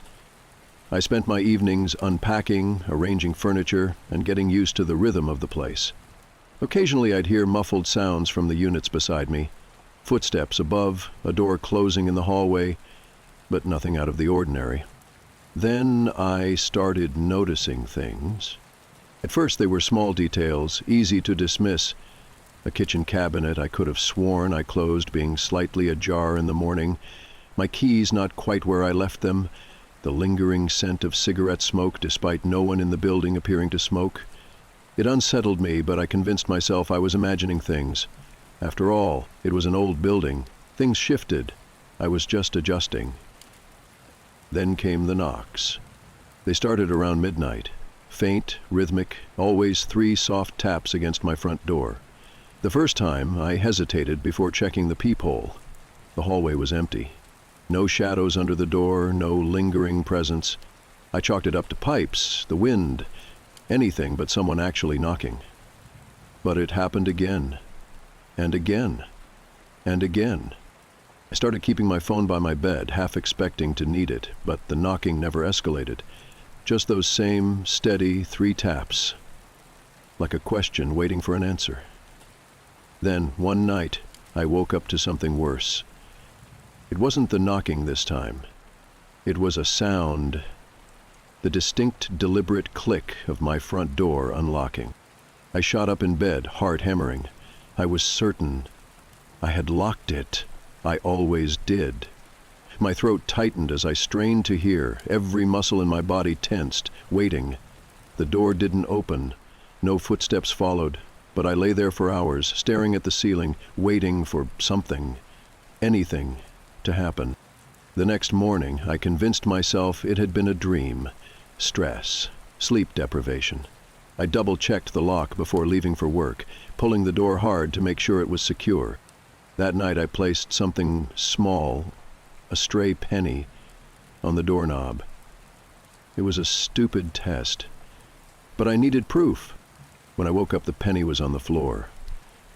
I stared at the penny for a long time, my mind scrambling for explanations. Had I brushed against the door in my sleep? Had some shift in the air knocked it off? No, that wasn't possible. Someone had touched the knob. Someone had been inside. I checked every inch of the apartment. The windows were locked, the closet was empty, no signs of a break-in. But I couldn't shake the feeling that I wasn't alone. That night I pushed a chair against the door. It wasn't much, but it made me feel like I had some control. I went to bed with my phone clutched in my hand, my heart racing at every creak and groan of the old building. At exactly 12:03 a.m., the knocking started. 3 soft taps. I held my breath. Then the doorknob turned. It didn't rattle violently, didn't shake like someone was trying to force their way in. It just turned. Slow and deliberate, testing. I could hear the soft scrape of metal, the quiet pressure of someone pushing, just slightly, against the door. The chair held. I sat up in bed, my stomach twisting. I wanted to call the police, but what would I even say? That someone might be trying to get in? That I thought someone had been inside before? There was no real evidence, no forced entry, no threats. Just a locked door and an unlocked one. And then, as suddenly as it started, it stopped. The knob stilled. The hallway beyond my door was silent. I stayed awake until dawn. By morning, my fear had turned into something else. Determination. I needed proof. I needed to know that I wasn't losing my mind. So I bought a cheap security camera. I set it up in my living room, angled toward the door. If someone was messing with me, I'd have evidence. That night, I locked up as usual, placed another penny on the doorknob, and went to bed with my phone screen glowing beside me. I barely slept. By morning, the penny was on the floor again. I grabbed my phone with shaking hands, pulling up the footage. The screen was grainy, the dim glow of the hallway light giving the apartment an eerie, washed-out look. I scrubbed through the timeline, scanning for movement. At 12:03 a.m., the feed glitched. Just for a second, just long enough to make my stomach drop. Then the frame settled. The door, the knob turning, and just before the feed cut out completely, I saw it. A hand, pale, thin, pressing against the peephole from the outside. I dropped my phone. My breath hitched in my throat as my mind tried to process what I had just seen. A hand. Someone's hand, covering the peephole. They had been standing there, listening, waiting. And somehow, they had known about the camera. I forced myself to pick up my phone again, my hands trembling as I replayed the footage. The feed had cut out completely after that moment, leaving nothing but a frozen frame of the door, the knob still slightly turned. I tried to convince myself that it could have been a malfunction, a glitch in the camera. But deep down, I knew the truth. Someone didn't want to be seen. I spent the rest of the day in a haze, checking the locks obsessively, listening for any sign that I wasn't alone. I barely ate. Every noise from the hallway made my skin crawl. I considered calling the police, but what would I even say? That someone knocked on my door and touched my peephole? They'd brush it off. I needed something undeniable. That night I made a plan. I pushed the chair against the door again, but this time I didn't go to sleep. Instead, I sat in the living room with the lights off, phone in hand, recording. If they came back, I'd hear them. I'd see them. The wait felt endless. Hours dragged by in suffocating silence. My eyelids grew heavy, but I refused to let myself sleep. Then, at 12:03 a.m., the knocking came. 3 soft taps. I gripped my phone tighter, barely breathing. Then the doorknob turned. Slowly, carefully, like someone testing to see if I'd forgotten to lock it. The chair creaked under the pressure, holding firm. But this time, there was something else. A sound. A low, muffled breathing. Not heavy, not aggressive, just calm, steady breaths, as if whoever was outside was patient, waiting. I felt cold all over. My fingers hovered over my phone screen, about to dial 911, when I heard something that made my stomach drop. A whisper, right outside the door. "I see you." I didn't move. I didn't breathe. My body had gone rigid with pure terror. It wasn't loud, wasn't a threat, just a statement, quiet and sure, like they already knew how this would end. And then silence. No footsteps, no retreating sounds, just the overwhelming, paralyzing quiet of an empty hallway. I stayed like that until the first light of morning crept through my window, my body frozen in place, my mind racing. Whoever they weren't trying to break in. They were waiting for me to open the door. Morning didn't bring relief. If anything, the daylight only made things worse. There was no denying what had happened anymore. Someone had been outside my door, whispering, waiting. Someone knew I was there. I needed out. I packed a bag with essentials. Wallet, keys, phone, anything I could grab with shaking hands. I wasn't sure where I was going, maybe a hotel, maybe a friend's place. I just knew I couldn't stay here another night. But before I left, I had to check something. I hesitated at the door, heart pounding, then crouched down and peered through the peephole. The hallway was empty, just the dim yellow glow of the overhead lights. But the air felt wrong, like something had just been there, standing close enough for me to feel its presence through the door. I reached for the knob, then stopped. Something was taped to it. A single piece of paper, folded neatly. My throat tightened as I pulled it off, my fingers trembling. The note was short, written in messy, slanted handwriting. "You locked the door. Good." I dropped it like it burned. My legs felt weak, my stomach twisted. The meaning was clear. They had tried to get in, and they had wanted me to know. I should have left then. I should have grabbed my bag and never looked back. But fear does strange things to the mind. Instead of running, I did something stupid. I checked the security camera. The footage loaded slowly, the grainy image of my front door appearing on the screen. I skipped through the timeline, stopping at 12:03 a.m. My breath caught. At first, there was nothing. Then, movement. A shadow just at the edge of the frame. A figure, stepping forward. They were tall, unnervingly thin, wearing dark clothing that seemed to blend into the walls. But the worst part, the part that made my skin crawl, was their face, or rather, the lack of one. The person had something pulled over their head. A mask, maybe? A hood? There were no features, no eyes, just a smooth, blank surface, staring directly at the camera. Then, they raised a hand. Slowly, deliberately, they reached forward and covered the lens. The footage cut out. I shut off my phone and backed away from the door, my entire body screaming at me to go. Now. I didn't stop to grab anything else. I yanked open the door, half expecting someone to be standing there, but the hallway was empty. My legs felt unsteady as I forced myself to walk, not run, just walk, toward the stairwell. I was almost at the exit when I heard it. A door opening. Not mine. One further down the hall. I didn't look. I didn't turn around. I just ran. I didn't stop running until I was outside, gasping for air in the cold morning light. The streets were empty, the city still waking up, but my mind was racing. I needed to get somewhere safe. Somewhere with people. I ducked into a cafe a few blocks away, hands still shaking as I ordered a coffee just to have an excuse to sit. My phone buzzed in my pocket. I almost didn't want to look, but I did.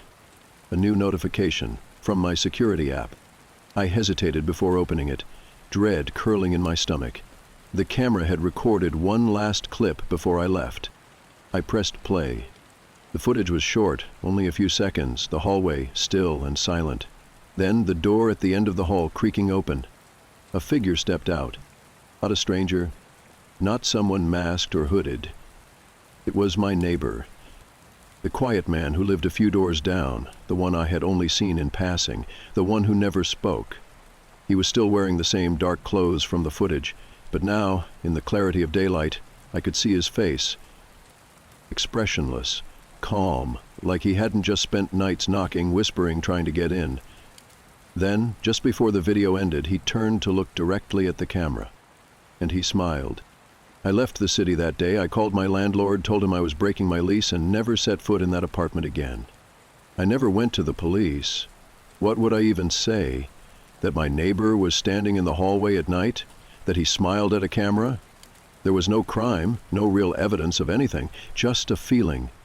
A deep, bone-chilling certainty that if I had opened my door that night, I wouldn't be here to tell the story. I don't know what he wanted.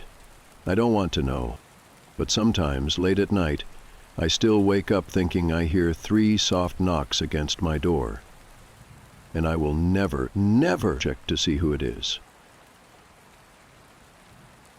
I had always been careful when using Craigslist. I wasn't reckless or naive.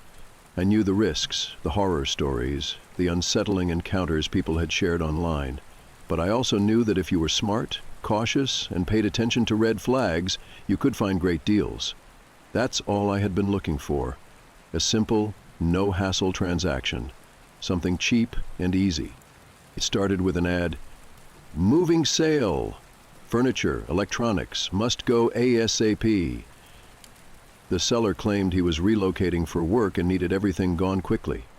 The pictures looked legitimate. A sleek black leather couch, a nearly new flat-screen TV, a set of modern bookshelves.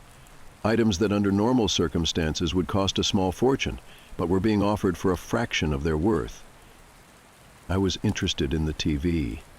It was listed at $150. Practically a steal for a model that looked barely used. I sent a quick message, expecting to either be ignored or told it had already been sold. Instead, I got a reply almost instantly. "Still available. You can pick it up tonight if you want. Cash only." The quick response was surprising, but I wasn't about to question my luck. I asked for the address, and he provided it without hesitation. It was a house about 30 minutes away, in a neighborhood I wasn't too familiar with, but wasn't far enough to raise any alarms. I had been prepared to drive out there alone, but at the last minute I asked my roommate, Dylan, if he wanted to come along.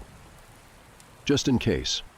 He agreed without much thought, and as we drove, we joked about all the ways Craigslist deals could go horribly wrong. "If I get murdered over a cheap TV," I said, grinning, "just know I died doing what I love. Saving money." Dylan snorted. "Nah, man, you die, I'm selling your car on Craigslist next." We laughed, but as we got closer, something about the area unsettled me. The houses were spaced farther apart. The streetlights were dim, and the overall atmosphere felt off. I chalked it up to my mind playing tricks on me. When we finally arrived, I frowned at the house. It wasn't run down, but it looked vacant. No curtains, no visible furniture through the windows, just dark, empty spaces. The yard was overgrown, the driveway cracked and uneven. Something about it felt wrong, in a way I couldn't articulate. Dylan noticed it too. "Are we sure someone lives here?" I hesitated before stepping out of the car, phone in hand. Only one way to find out. I texted the seller, "Hey, I'm here." A few seconds passed, then, "You're open, come in." A chill crept up my spine. I turned to Dylan, showing him the message. He frowned.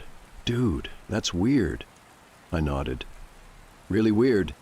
I typed back, "Could you come outside? I just want to make sure I'm at the right place." No response. Dylan shifted on his feet. "I don't like this. Let's just leave." I wanted to agree. Everything in me was screaming that this was wrong, that no cheap TV was worth stepping foot in that house.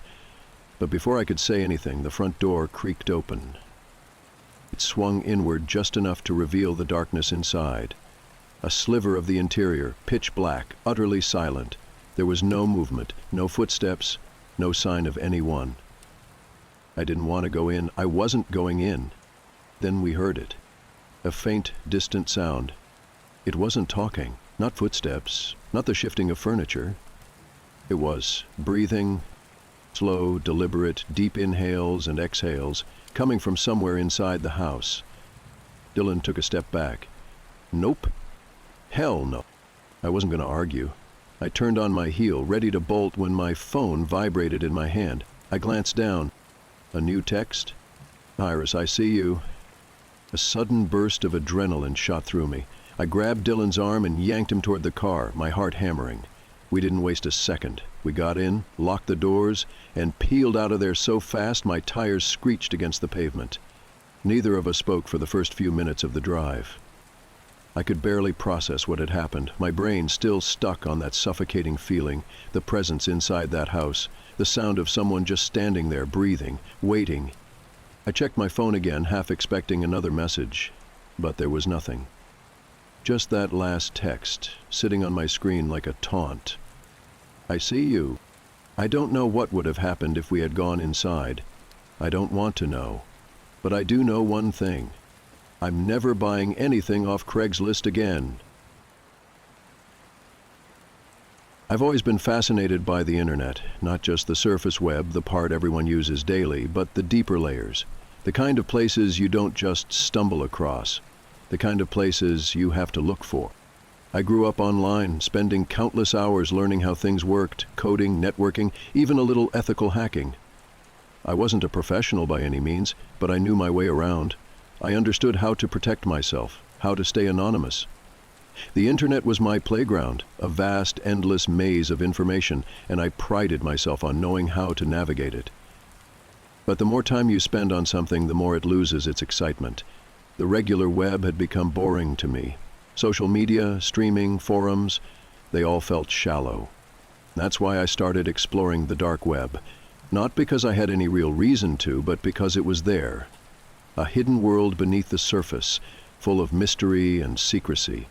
At first it was nothing special, just black market sites, conspiracy forums, weird archives of books and documents that weren't supposed to exist. Most of it was exaggerated, clickbait for the paranoid, but every once in a while I'd find something truly disturbing, something that didn't feel like it was meant to be seen. And that's where this all started. It was around 2 a.m. when I came across a discussion thread that caught my attention. It had no title, just a string of random letters and numbers, and only a handful of replies. The first post was simple. If you know, you know. If you don't, leave.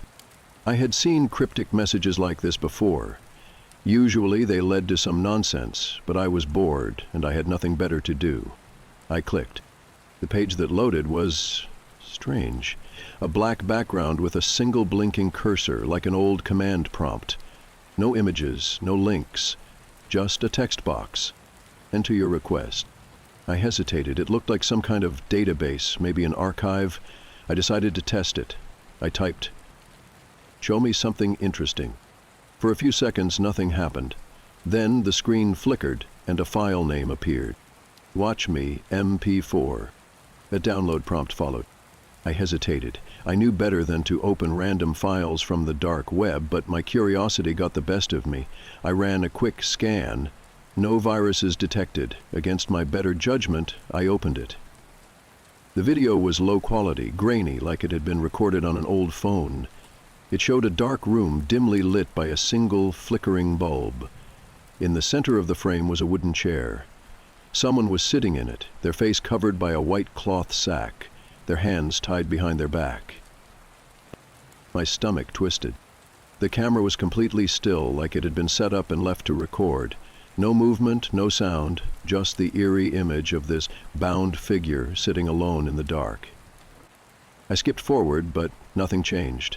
No one entered the frame, no one spoke. Just silence. Then, near the end of the video, something happened.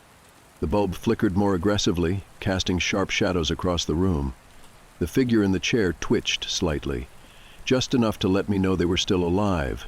Then the screen glitched. For a single frame, something flashed across the screen.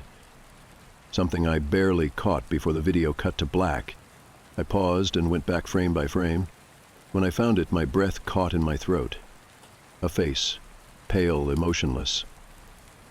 standing right behind the chair. Someone had been there the whole time, watching.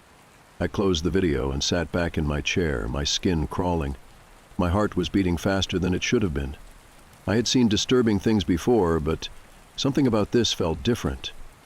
Like I had seen something I wasn't supposed to. I closed the site and cleared my history, trying to shake the unease creeping up my spine.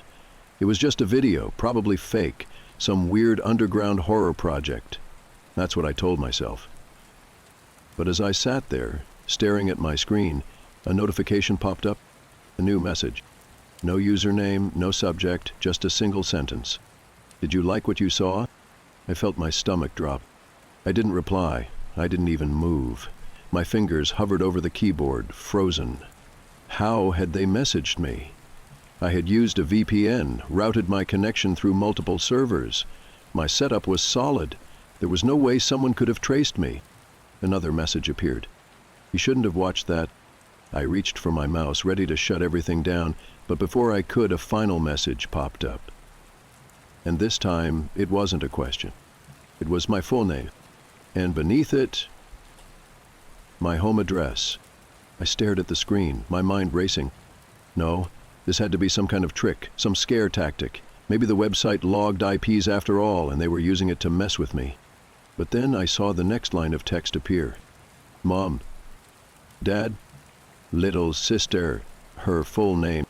My blood ran cold. This wasn't just my information, they knew my family. I shot up from my chair so fast it nearly tipped over. My heart pounded in my ears as I turned around, suddenly hyper-aware of every shadow in my room. My blinds were shut, my door locked.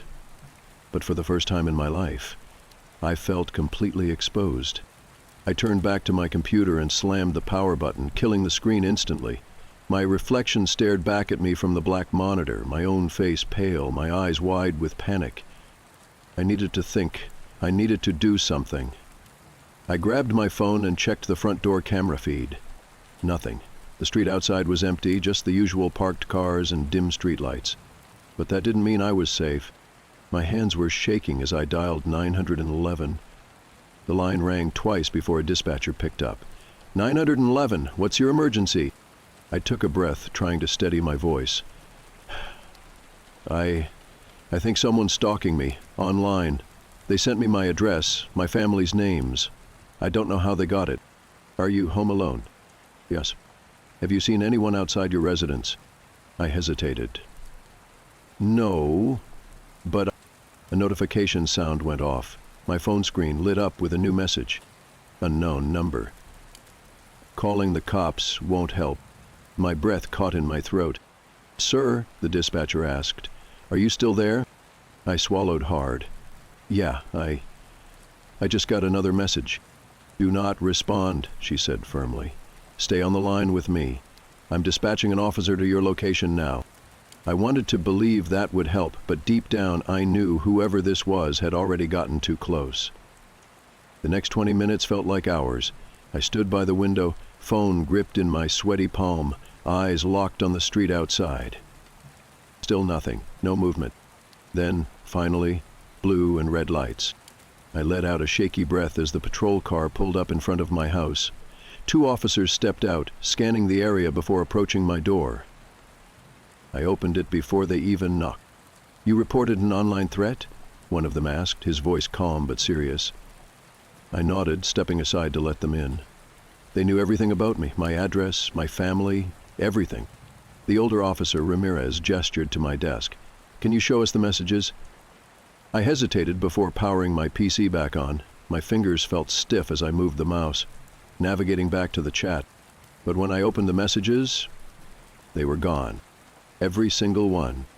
The thread was empty, like it had never existed. I stared at the screen, my mind struggling to process it. They were here, I swear. Ramirez gave me a long, unreadable look before turning to his partner. The younger cop, Hendricks, crossed his arms. Are you sure this wasn't just some elaborate prank? Huh? A wave of frustration crashed over me. No! I didn't imagine it. They sent me my family's names. Ramirez sighed. Look, we're not saying you're making this up, but if there's no evidence... Another notification sounded. My phone. I nearly dropped it as I fumbled to unlock the screen. Another message from the unknown number. Unknown number. They won't believe you. I turned the screen toward the officers, my pulse hammering in my ears. Ramirez's face darkened. He grabbed his radio. Dispatch, we have a confirmed cyber-stalking case. Requesting cyber crimes unit involvement. Hendricks glanced out the window, suddenly more alert. Did they say anything about coming here? About watching you? No, I admitted. Just that I shouldn't watch the video. Ramirez's head snapped toward me. What video? I hesitated. It was a file I downloaded from a dark website. He exhaled sharply. Christ, you have no idea who you pissed off, do you? The officers stayed with me for another hour, taking statements, checking my security setup, and advising me to stay offline for a while. They also recommended changing all my passwords and contacting my ISP for extra security measures. But none of it made me feel safer, because whoever they were still watching, and they had already proven they were always one step ahead. I didn't sleep that night. I don't scare easily, never have. Growing up in a rough neighborhood and working in high-stress environments has made me thick-skinned and level-headed. I'm the kind of person who hears a strange noise at night and assumes it's the wind, or a raccoon, at worst. Monsters don't exist, and ghost stories are just that, stories. At least that's what I've always told myself. But I can't explain what happened to me that night. I had heard of skinwalkers before. The name alone is enough to send shivers down your spine. According to legend, they're shapeshifters, beings that can take on the form of animals or even humans. Some say they're witches, cursed by dark rituals. Others say they're ancient spirits, feeding on fear. They mimic voices, calling for help in tones that sound human but lack emotion, luring unsuspecting victims closer. I always brushed it off as folklore, just stories told to scare people from venturing too far into the wilderness. I never gave it much thought, until I found myself in a situation that made me wonder if those stories were more than just tales. Life had been weighing on me. Work had become a relentless grind. Family tensions were at an all-time high, and even my friends seemed to drain me. I needed a break, somewhere to clear my head. That's how I found myself packing for a solo camping trip. No one to bother me, no deadlines, no expectations, just me, the trees, and the quiet. The drive to the campsite was long, winding through forested roads that seemed to stretch on forever. I decided on a secluded spot, miles away from any trailheads or public camping areas. I wanted solitude, and I got it. By the time I arrived at the trailhead and started hiking, the sun was already dipping low in the sky, casting long shadows across the forest floor. The air was cool, the kind that bites just enough to remind you you're alive. As I made my way deeper into the woods, something caught my eye. A deer stood motionless a few yards off the trail, staring directly at me. Its body was perfectly still, too still, as though it were frozen in time. Its eyes were unnerving, not soft and curious like most deer, but sharp and focused. It felt like it was studying me. I kept walking, brushing it off as my imagination. But then there was another one. A second deer stood farther ahead, staring in the same unsettling way, and another. Each one seemed to appear out of nowhere, their heads turning slowly to watch me as I passed. They didn't move toward me, but they didn't move away either. It was as though they were trapped in some sort of trance, and for a moment I felt like I was too. Then, as suddenly as they appeared, the spell broke. The deer shook their heads, snorted, and bounded off into the woods like nothing had happened. I told myself it was just a coincidence, but unease crept in like a shadow I couldn't shake. Something was off. I couldn't explain it, but I felt it in my gut. About halfway to my chosen campsite, I saw a man wandering through the trees. He was swaying slightly, his movements uneven, like he might be drunk. He wore a faded flannel shirt and jeans, and his head was down, his face obscured. I thought about saying something, a quick, "Hey, you good?" But something stopped me. Maybe it was the way he moved, slow and erratic, like he wasn't fully aware of his surroundings. Or maybe it was the strange sensation that washed over me, a feeling like I shouldn't draw attention to myself. He didn't seem to notice me, and I passed him without incident. I told myself he was just a guy enjoying the woods in his own way. But deep down, I knew better. By the time I reached my campsite, the sun had almost set. I pitched my tent, built a small fire, and tried to relax. The forest was quiet, the kind of quiet that makes you feel like you're the only person in the world. But that stillness didn't bring peace. It felt oppressive, like the trees were holding their breath, waiting for something. I was starting to feel a little better when I heard it. "Help! Help me!" It was a man's voice, distant but clear.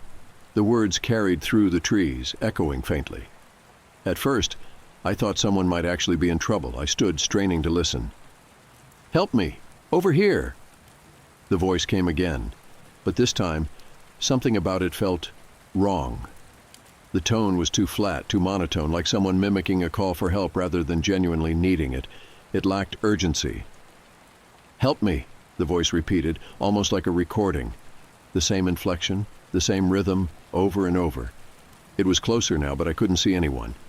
My skin crawled. I wanted to call out, to ask if they were okay, but something in the back of my mind screamed, "Don't."